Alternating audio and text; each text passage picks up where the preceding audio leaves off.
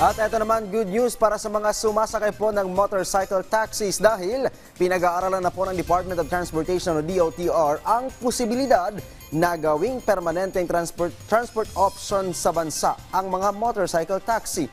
May report si Bernard Ferrer. Madalas sumakay ng motorcycle taxi si Zinch tuwing may lakad o papasok sa eskwelahan mula Commonwealth Avenue sa Quezon City patungong Espanya, Manila. Ayon sa kanya, mahalaga ang bawat minuto kaya't mas pinipili niya ang motorcycle taxi para sa mas mabilis at komportableng biyahe lalo na't hindi maiwasan ang trapiko sa Metro Manila. Kaya naman welcome development para kay Zinch, akbang ng Department of Transportation o DOTR na pag-aralan ang posibilidad na gawing permanenteng transport option ang mga motorcycle taxi. Gayunpaman, may mungkahi siya sa ahensya. Kailangan po siguro natin lagyan ng mga safety measures, talagang pandiinan po ng mga training para sa ating mga motorcycle drivers. Yun po, tsaka may mga seminars po dapat. Malaking bagay rin para sa mga rider tulad ni Kim kung tuluyang gagawing legal ang mga motorcycle taxi. Anya, lalo ito makatutulong sa kanyang kabuhayan. Extra income lang po ito.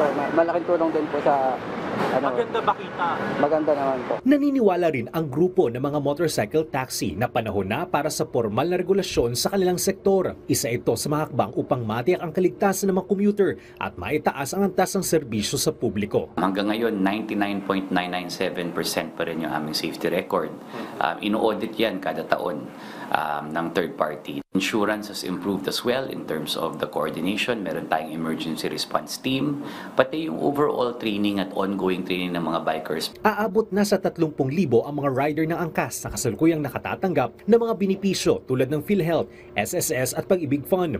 Inaasahan ang desisyon ng DOTR ay magdudulot ng positibong epekto hindi lamang sa mga commuter, kundi maging sa mga Pilipinong gumagamit ng motorsiklo bilang pangunahing hanap buhay. Matatandang taong 2019 nang sinimulan ang pilot study para sa mga motorcycle taxi na in-extend ng Kongreso upang higit na mapag-aralan ang operasyon at epekto nito. Ayon kay DOTR Secretary Vince Dizon, patuloy ang kanilang konsultasyon sa mga motorcycle taxi operators at stakeholders upang mabuo ang mas maayos at komprehensibong regulatory structure. Inaasang maglalabas ng department order ang ahensya sa lalong madaling panahon.